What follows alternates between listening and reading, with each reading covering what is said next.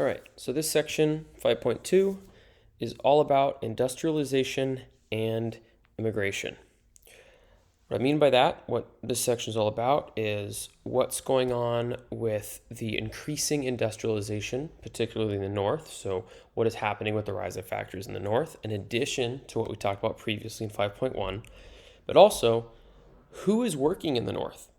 Who is coming from other nations, immigrants, and why are they coming to our nation?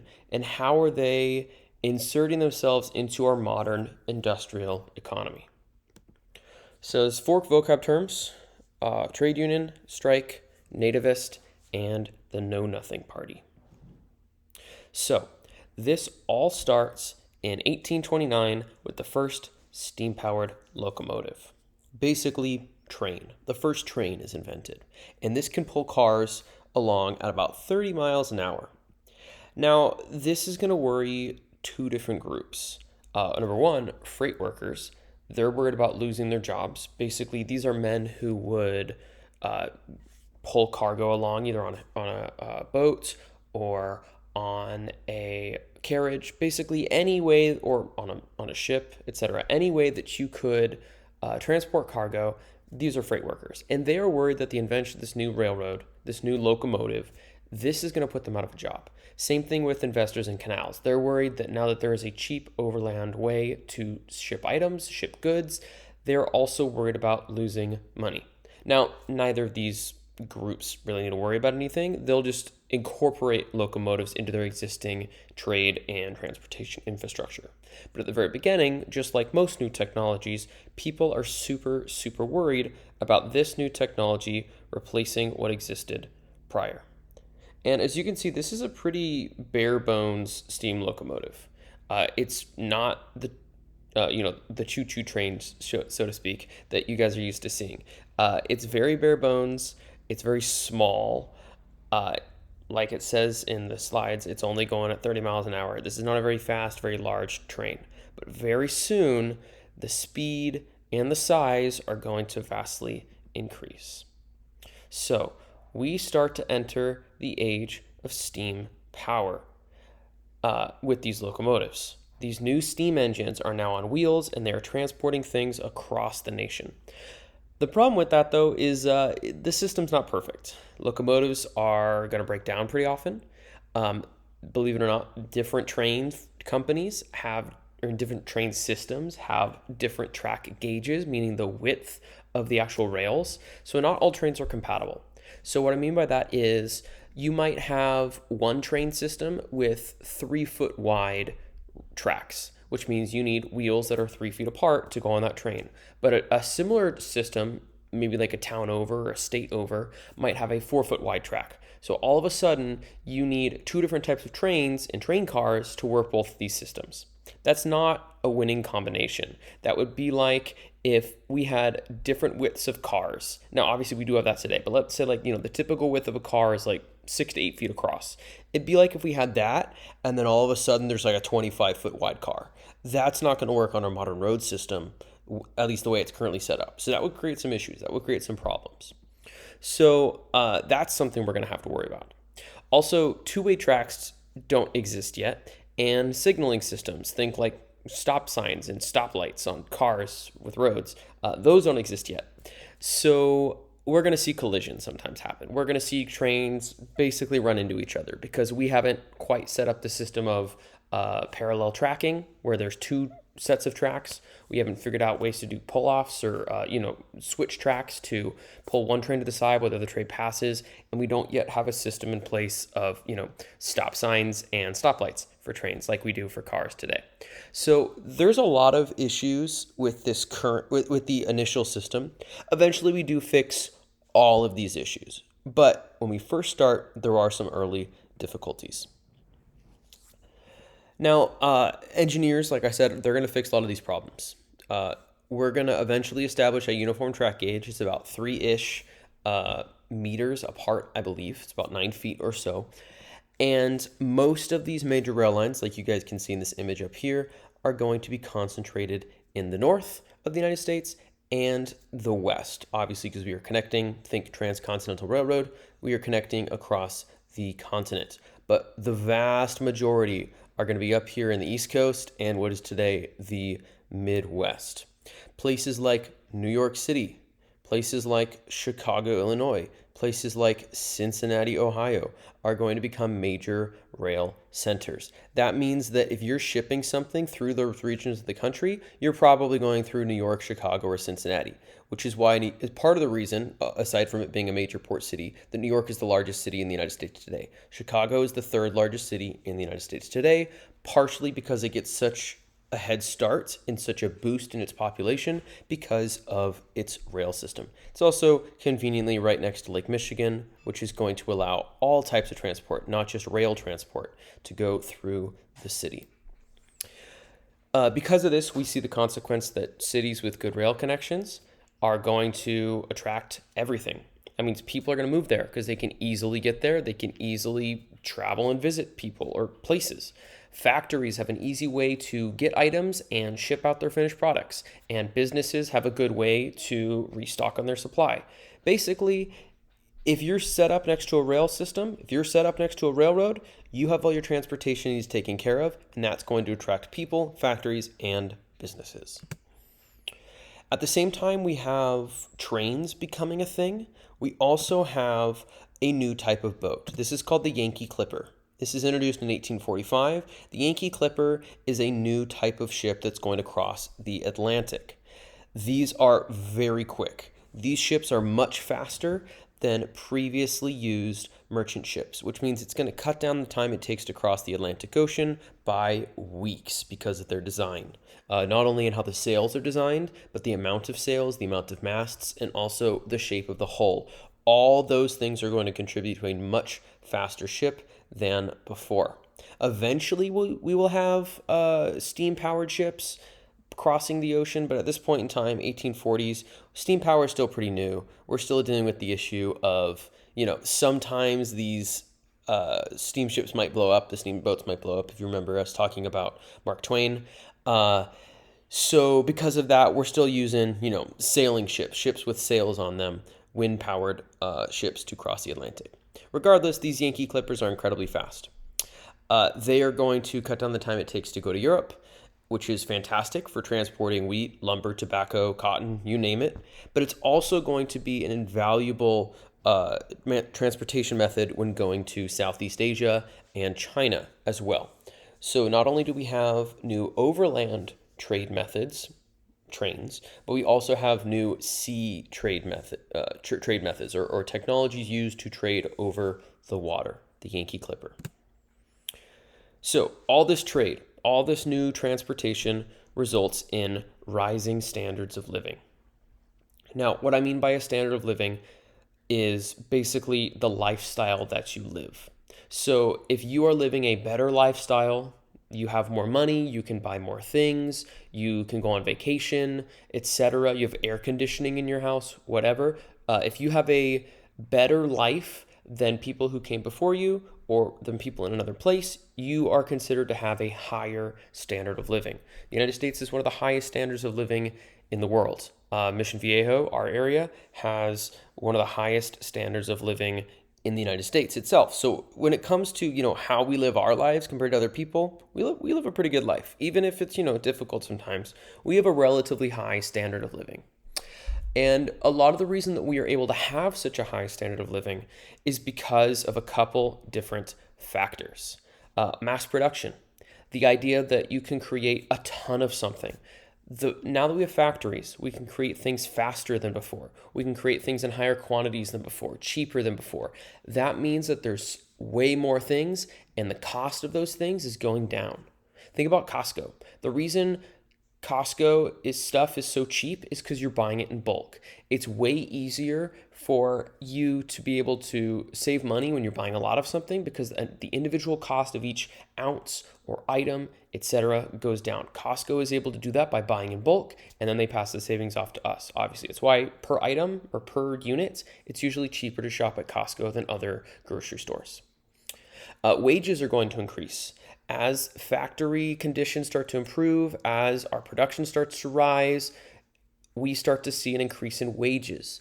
A huge factor in terms of standards of living is how much money you take home at the end of the day. So an increase in wages is going to result in an increase of standard of living. Also, canned food. Now, you guys probably don't eat a lot of canned food these days. I don't eat a lot of canned food these days. Have I eaten canned food? Yeah, sure. Do my parents at my parents' house have a ton of canned food just in case? Absolutely. And a lot of that is fantastic, especially at this time period, because we don't have the international shipping system we have today. So, like, for example, if I want strawberries, I can get strawberries all year round. If I want watermelon, mango, you name it, if it's an in-season fruit, so to speak, I can get it basically whenever I want, because we have this global system of shipping that will get it to my house or get it to the store near my house any time of year whenever I want it. Back in the 1800s, that is not the case. Apples only grow during a certain time of the year in certain places. Peaches, bananas, grapes, you name it. They only exist certain places at certain times. So if you want apples in, say, the winter, when it's not apple picking season or when it's not in season for apples, you are out of luck until canned goods start becoming a thing. The way that canned goods work is they basically, it's a can and you put food inside of it, and the sealing process and the process that they use to seal these goods keeps them good for a long period of time. That's why whenever there's like a food drive, they'll ask you to donate canned goods, because canned goods can last for tens of years, like multiple decades. These foods will stay good. Will they taste amazing 15 years from now? Probably not, but they won't get you sick. And you can still eat them and they're still nutritious, which is the important part. So now we can can apples. We can can cocoa. We can can apricots. We can can cherries, syrup. What else we got down here? A whole bunch of fruits, apricots, evaporated milk, etc. Almonds, you name it. If it's now canned, it can last for a long time. So you can now eat apples all year round. You can eat apricots all year round. You can eat bananas, corn, etc. all year round. You don't need the modern 2024 system of international and quick shipping. It's also just not possible to do that in the right time frame in the 1800s. But now we have canned foods, so you can have an apple whenever you want. So here's where we're going to get to our first knowledge check. Go ahead and pause, answer the knowledge check. What was the main advantage of steam power over water power? And then we'll continue. All right, so we've talked about some advantages, some new types of transportation, the idea that people's lifestyles and standards of living are rising. Let's talk about what it's like in these factories. We've talked previously about factories. We've talked about how life has been a little bit difficult for some people in factories, but it's also offered some new opportunities for people, particularly women. So we're going to talk about factories some more, because as we move throughout history, lifestyles and working conditions in factories do shift. Now, before factories, most people who made goods were considered artisans. They would make things handmade from scratch. For example, if you made a book, you might make these beautiful, like if you're making it by hand, obviously we have printing presses, but if you're making it by hand, you might use beautiful calligraphy. You might have these ornate drawings or a certain type of ink that you use, or a certain type of binding or the cover on the book. And you could be creative and you can make these beautiful works of art in addition to being, a household item that you would use, like a book. Factory workers are not given the same opportunities. They could not be creative. They were typically tasked with making one thing all day long. And the people who are in charge of them, the managers, they don't really care about quality. All they care about is quantity. Now, what I mean by that is they just care about how many cars you can make in a day, not how amazing the car looks, how handmade or gorgeous or whatever, how great the car looks. All they care about is, did you make enough to make us a profit, or at least as big a profit or as much of a profit as possible.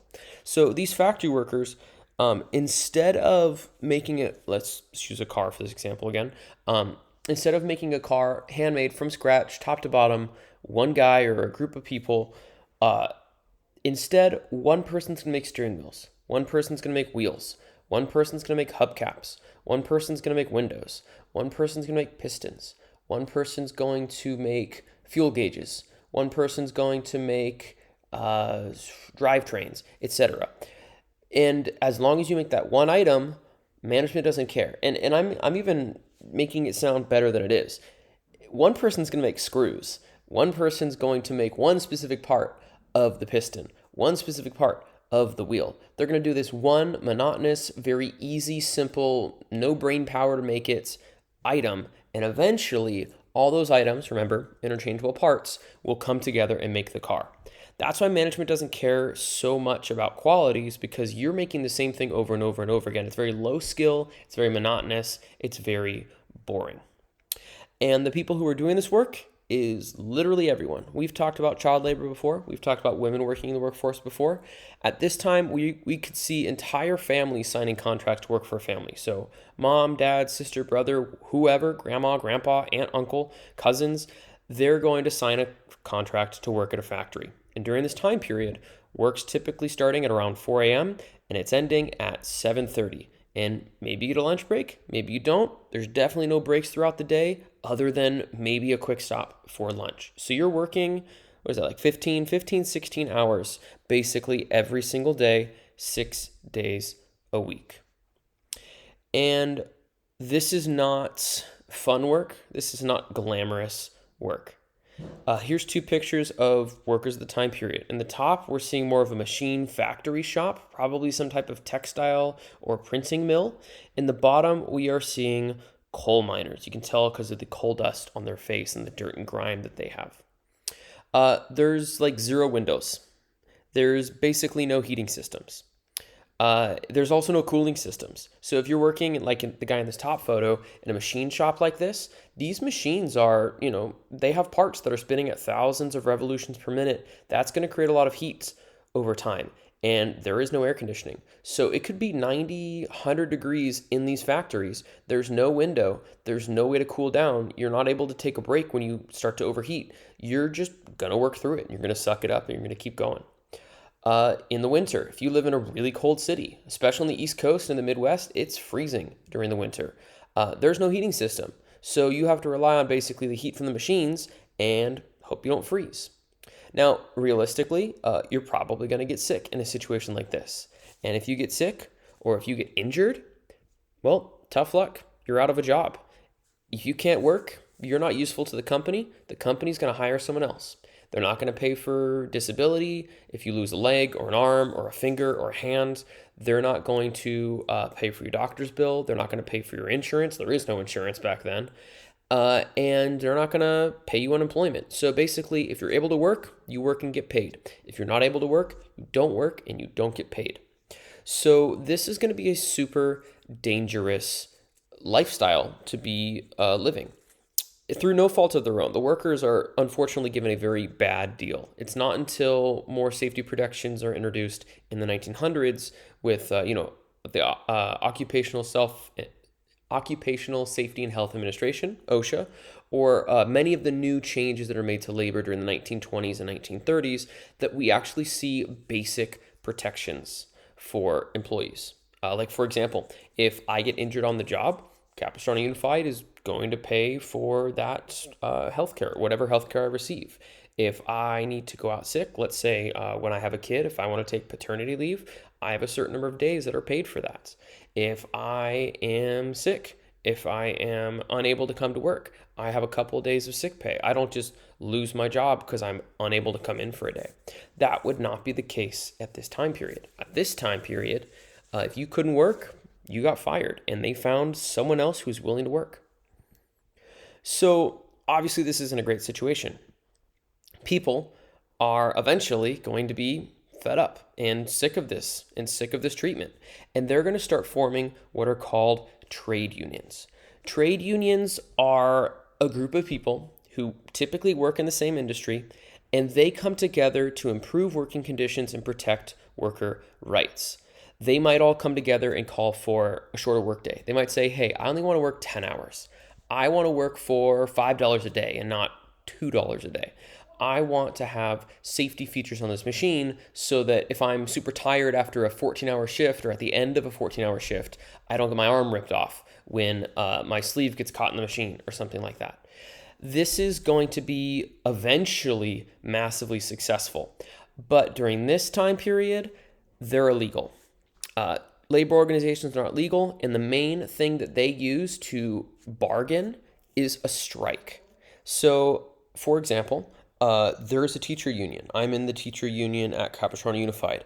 And when I was in 6th grade, the Capistrano Union went on strike because the teachers felt that they weren't getting paid a living wage. And in actuality, they were not getting paid a living wage. The amount of raises they got every year had not been catching up with the cost of living.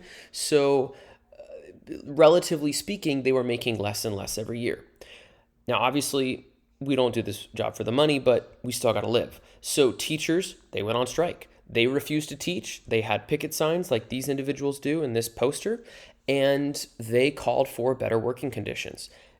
And because teachers are needed, teachers are necessary in order to educate you guys, the union was able to win some very, very important protections and especially higher wages for teachers.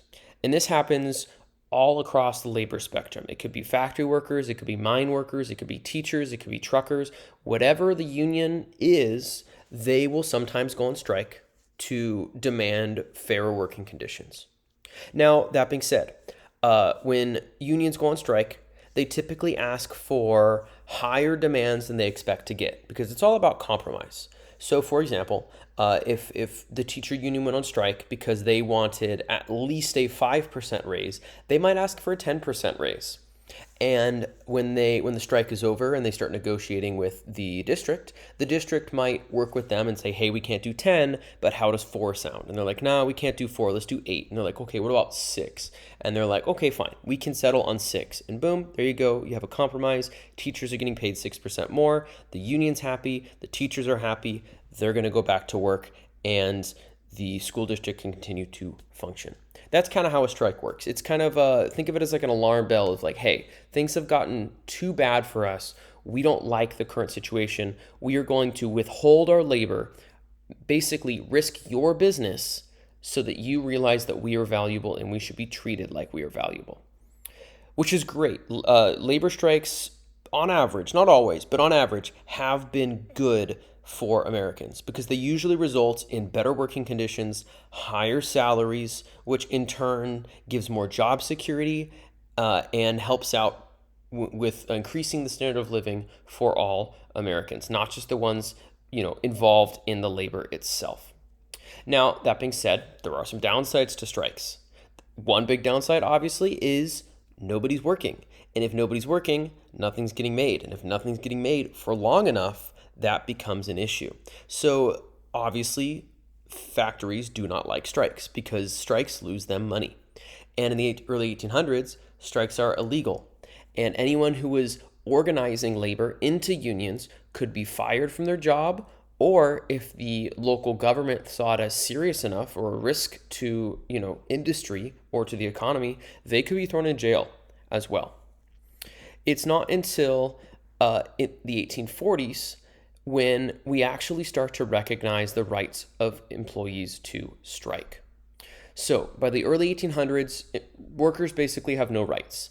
And if they ask for rights, they can get fired, they can get jailed. It's basically illegal to ask for increased rights, increased protections. As silly as that sounds, it was illegal. But by 1840, President Van Buren is going to start to make some changes. He's going to approve a 10-hour workday for government employees. That means government employees are working a maximum of 10 hours a week, or 10 hours a day, which is nuts by today's standards, but was a huge drop from the 14 to 16-hour workdays that they had previously. 2 years later, Massachusetts becomes the first state to declare that workers do have a right to strike. So from 1842 onwards, if you worked in Massachusetts labor and you were part of a union and your union decided to strike, the government and your company could not retaliate against you for striking, which is great because if there's an issue that needs to be addressed, if you're not able to make a living If you are not being treated fairly, and enough if you feel that you're not being treated fairly, you have a right to push for better treatment, which in a lot of ways is kind of what our country's based on. The idea that you have the right to petition, right? The First Amendment right, the right to petition the government to basically make itself better. Well, now you can apply that to labor, the right to petition your company or the employer that you work for to have more rights. Now, that being said, not everyone has good bargaining power. Artisans with valuable skills are able to bargain for better wages more reliably than unskilled factory laborers. If you work in a factory and you're making screws all day long, that's easy. Making screws all day long sounds awful, and that in itself is not easy. But making a screw is easy. It's considered low skill. There's not a lot of training involved in doing that. I would say think of like unskilled factory workers from this time period being like a cashier or a drive-thru worker at fast food. There's not a lot of training involved. It's considered a low skill job. Now, does it require work? Absolutely. Can it be important, valuable work? Absolutely. But it's nowhere near as skilled as, say, being a lawyer or being a doctor. There's a lot of work that goes involved into getting a law degree, getting a medical degree, even getting a teaching degree, a teaching credential. It takes years of work and thousands of hours to get the qualifications necessary for that job. So because of that, when teachers, when nurses, when other what are quote unquote considered high skill laborers start to strike, they're not easily replaced, which means they have higher bargaining power to gain better wages or better treatment. Whereas if you are, say, a fast food worker, you may not have the same bargaining power as, say, a teacher or a doctor or a lawyer. So because of that, mostly artisans are going to have the ability to strike and gain higher wages. And one group that's also going to push for better treatment and better wages are women.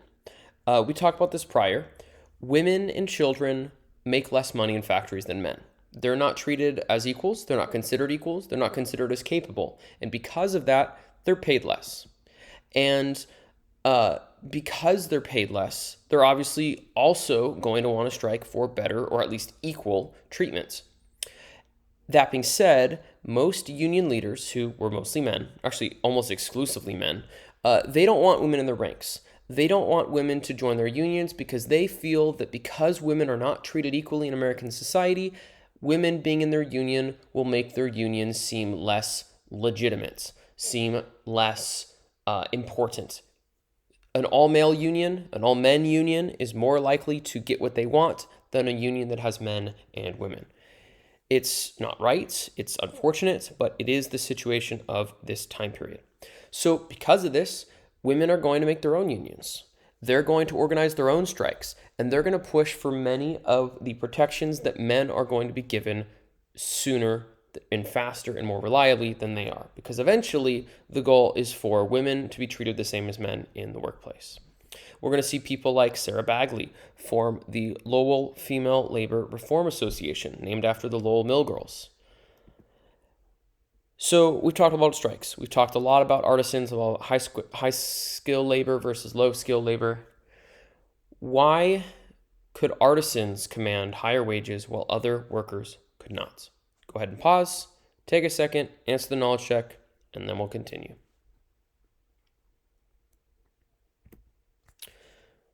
So, we've talked a lot about high-skill laborers versus low-skill laborers. Now we're going to talk about who typically makes up those low-skill laborers, because it's not just women, it's not just children, it's typically, at this time period, specific ethnicities. And it's mostly, during the early 1800s, 1840s, Irish and German immigrants. There's a thing that happens in the 1840s. It's called the potato blight. The potato blight is this giant potato famine that results in millions of Irish people dying or getting sick or leaving the country. We'll watch a video on it later. But basically what happens is the Irish potato blight is a situation in which when potatoes are introduced to the Irish soil, potatoes are native to North and South America. After Columbus and that whole thing happens, the Columbian Exchange occurs, potatoes make their way to Europe, and they become the staple good of many countries, especially Ireland. Potatoes are great. They're a starch, they have a lot of calories, they have a lot of energy, and they don't take a ton of work or a ton of space to grow. So they become the basis of the Irish people's diet for about 200, 300 years.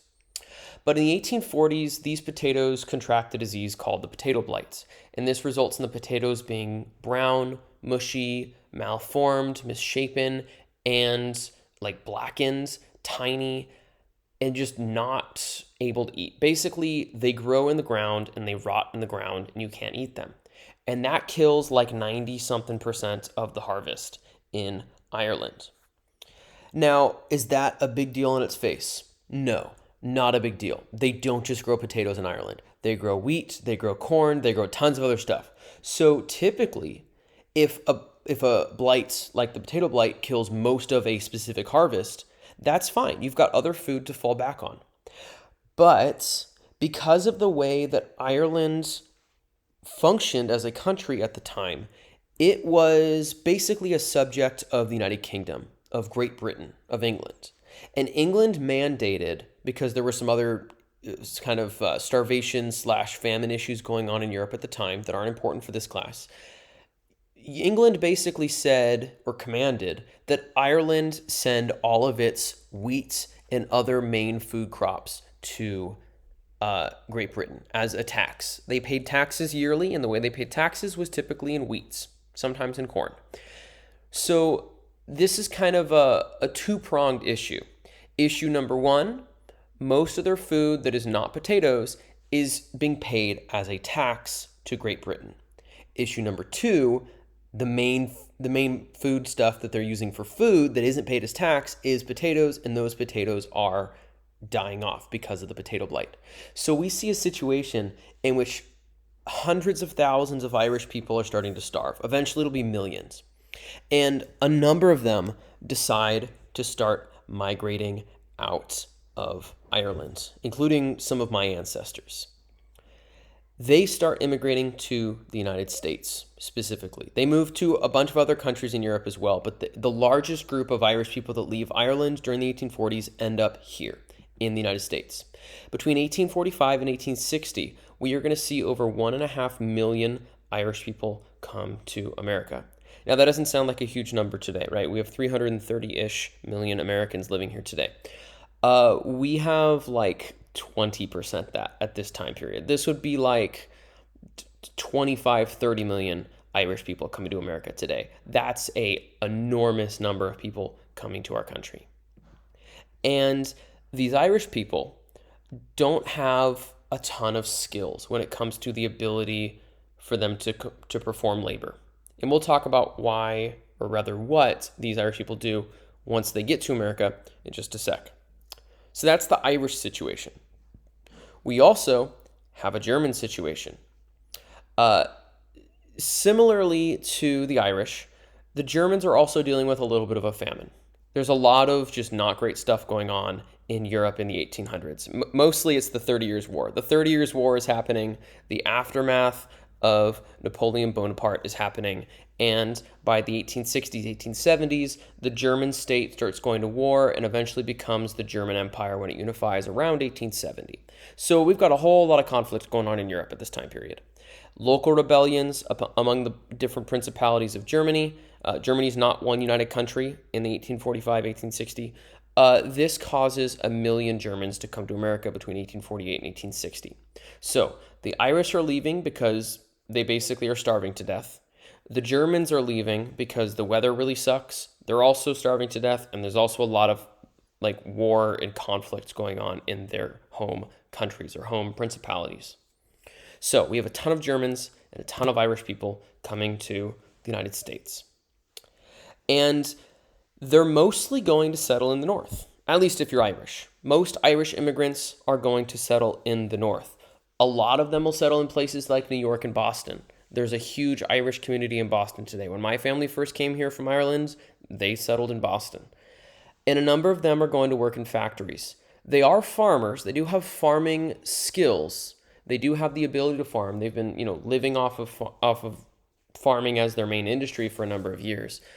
But the issue is they're very poor. They've just lost their harvest. They're coming to the United States with basically the clothes on their back and nothing else.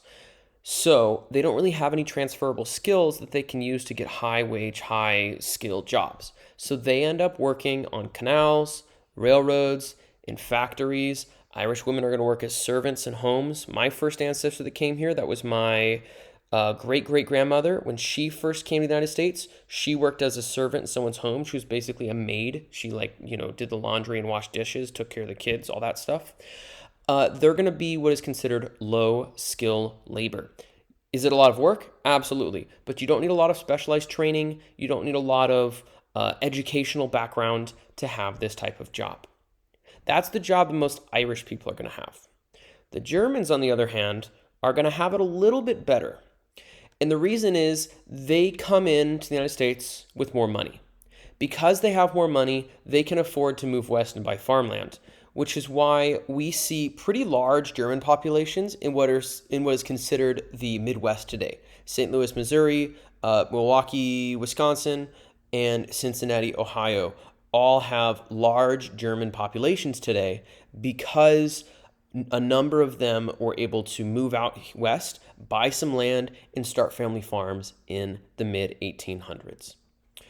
Some German immigrants are also Jewish, which means that we also have a number of Jewish communities, about 150 in America by the 1860s, and they are spread all around. Basically, wherever the German people are settling down roots. Most Germans are Catholic or Protestants.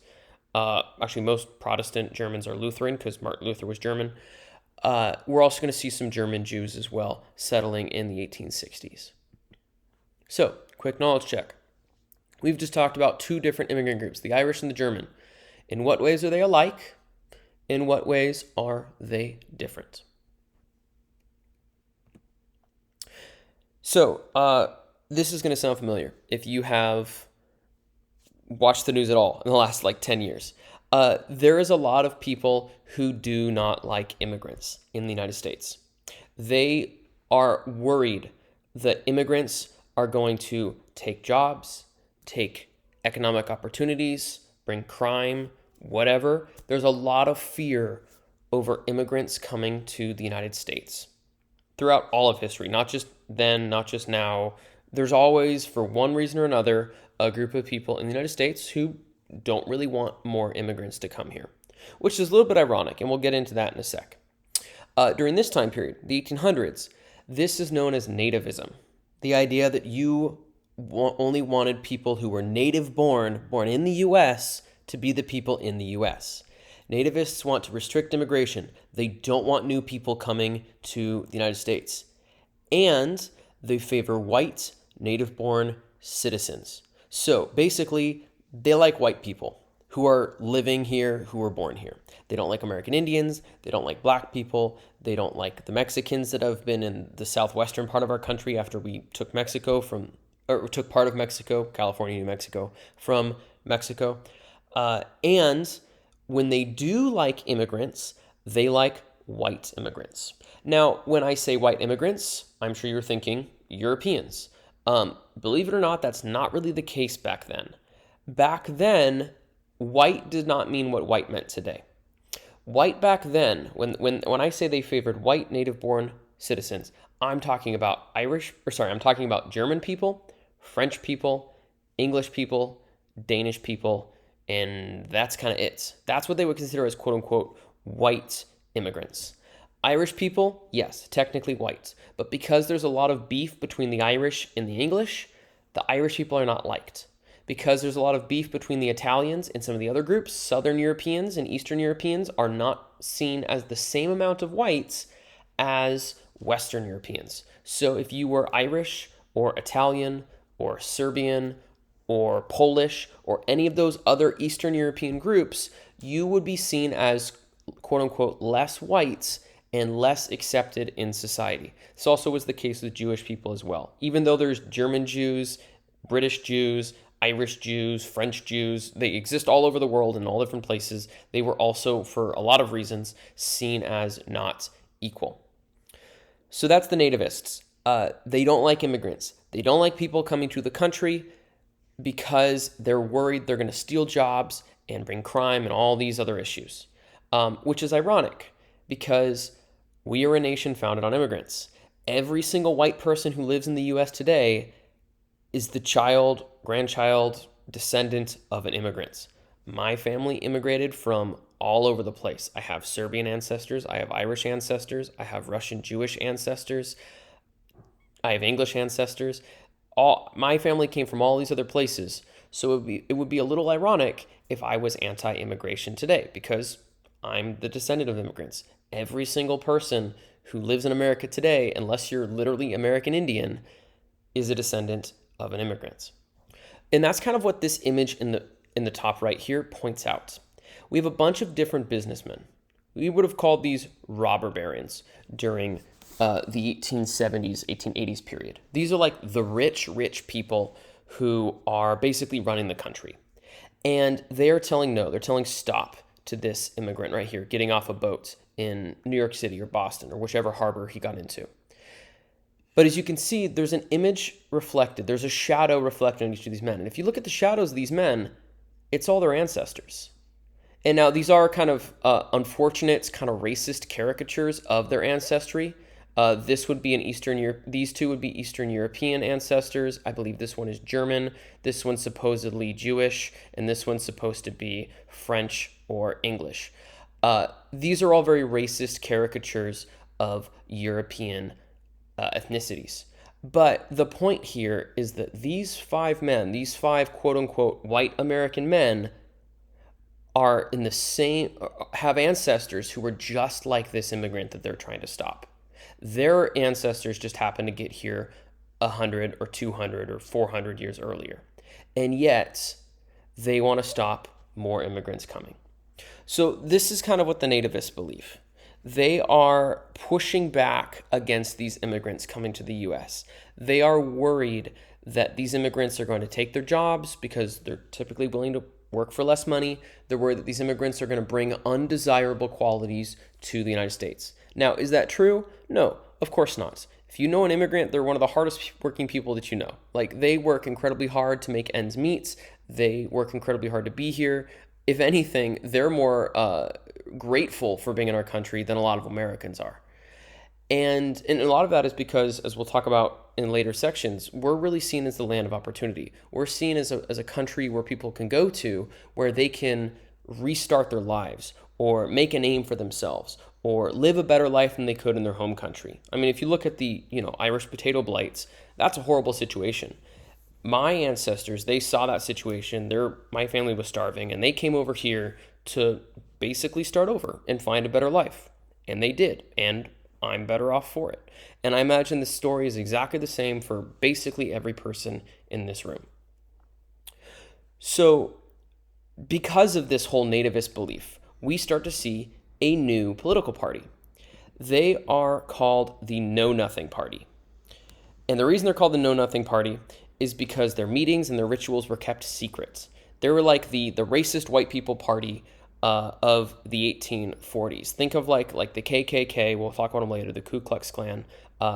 This is a precursor to them. These are people who do not like immigrants. They do not trust immigrants.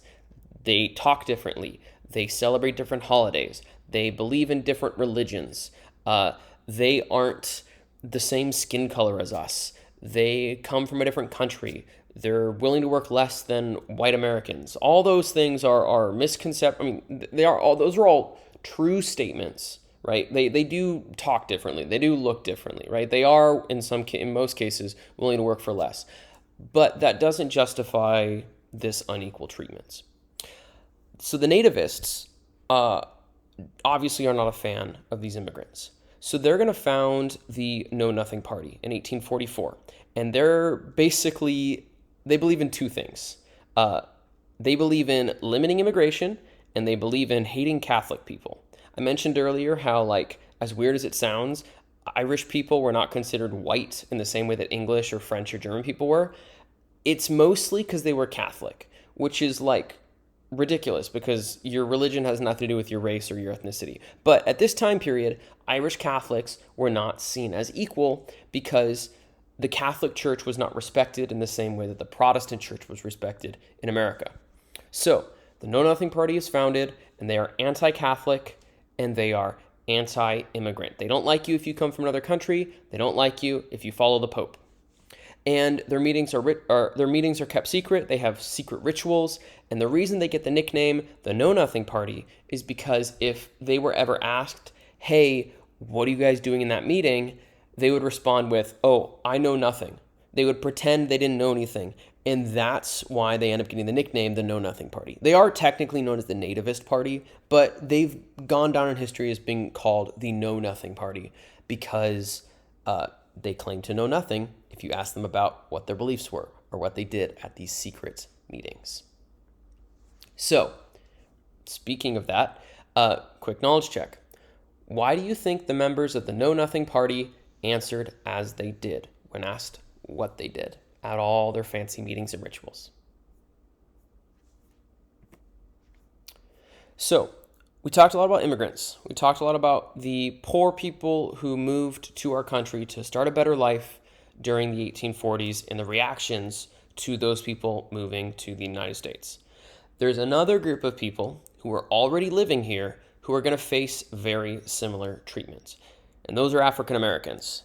And the poor treatment that they're going to endure is similar to, and in a lot of cases, worse than immigrants.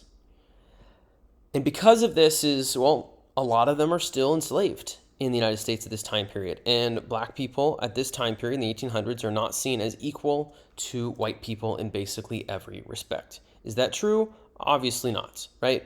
Everyone's the same, everyone's equal, everyone should be treated the same. But in the 1800s, this was the reality we found ourselves in. In the early 1800s, around the time we banned the slave trade, 1807-ish, we start seeing all the northern states outlawing slavery. So that means if you were a black person living in Massachusetts or Vermont or Maine or New York, etc., you were living in a free state. You could not be a slave in those states.